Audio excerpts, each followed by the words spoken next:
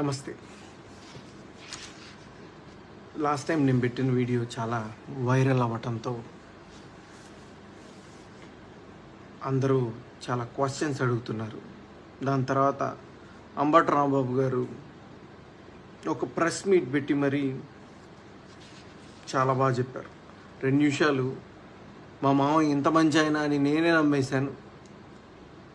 దాంతో ఇసు అంత మంచితనం కూడా ఉంటే బాగుండేది. బట్ ఆయన ఏం మాట్లాడారంటే 4 సంవత్సరాల నుంచి తన మనవడు మనవరాలు ఆయన దగ్గరే ఉంటున్నారని, వాళ్ళని ఆర్థికంగా ఈయనే జాగ్రత్తగా చూసుకుంటున్నారని, అల్లుడైన నేను ఎటువంటి ఆర్థిక సహాయం చేయట్లేదని, ఇవన్నీ చేయటం వల్ల దుర్మార్గుడిని అయితే గీతే నేనే అవుతాను తప్ప ఆయన కాడని మంచి వాగ్దాటిలో చెప్పారు. ఏదైనా దాన్ని ఒప్పుకోవాలి, ఆ స్కిల్ని ఒప్పుకోవాలి.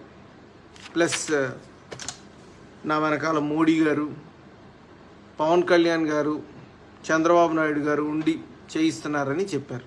ఇప్పుడు టాపిక్లోకి వద్దాం.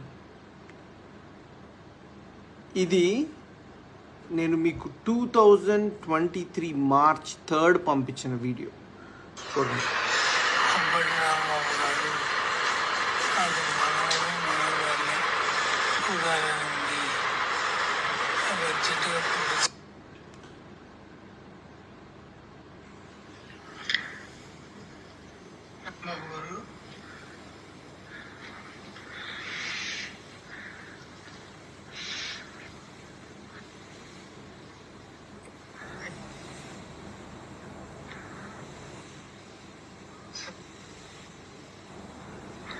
ఆయనకి మాట కూడా రావట్లేదు రాంబాబు గారు. మాట ఈ స్టేజ్లో కూడా మనవణ్ణి మనవరాల్ని చూడాలనుంది ఐసీయూలో. ఇవన్నీ నేను మీకు ఎన్ని వీడియోస్ ఎన్ని మెసేజెస్ పెట్టాను. I'm ready to do anything. నాకు నా తండ్రి ఆఖరి క్షణాల్లో ఉన్నారు. మార్చ్ 22 నా తండ్రి మరణించినప్పుడు తన మనవణ్ణి మనవరాల్ని చూసుకోలేదని ఒక తాత తన గుండెల మీద ఎత్తుకొని పెంచిన మనవణ్ణి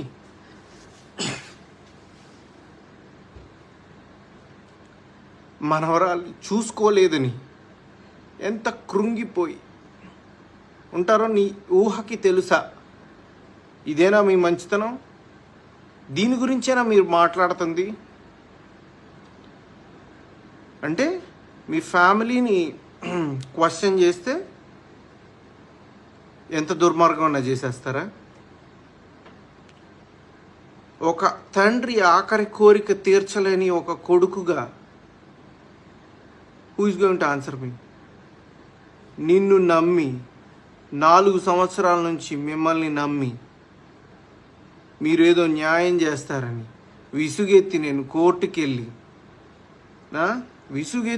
కోర్టుకి వెళ్తే నా తండ్రి ఆఖరి క్షణాలలో తన మనవణ్ణి మనవరాల్ని చూసుకోవాలని ప్రాధేయపడి మీ అందరికీ ఫోన్లు చేసి కాల్స్ చేసి ప్రాధేయపడితే పంపించలేదు. దీన్నేనా మంచితనం అనేది? ఇప్పటికైనా చెప్తున్నా, మీరు నా కొడుకుని నా కూతుర్ని పోషించనే అక్కర్లేదు. నేను ఆరోగ్యంగా ఉన్నాను, ఆర్థికంగానూ బాగానే ఉన్నాను. నా కొడుకుని నా కూతుర్ని రేపు మీడియా సాక్షిగా నేను వచ్చి తీసుకెళ్తాను. ఓకే చెప్పండి. ఓకే, నా కొడుకుని నా కూతురుని నా ఇంటి దగ్గర డ్రాప్ చేయండి. పోని నేనేమైనా వద్దన్నానా? మీరు రూపాయి పెట్టనక్కర్లా. వాళ్ళని బంగారంలా గుండెల మీద ఎత్తుకొని పెంచుతా.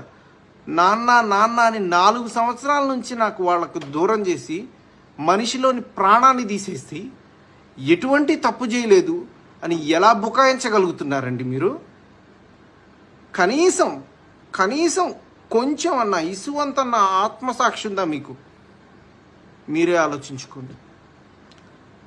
ఇంతకుమించి నేను మాట్లాడను, ఇంతకుమించి నేను అడగను, చెప్పను. మీరే ఆలోచించుకోండి. ఇది ప్రజలే ఆలోచించుకుంటారు.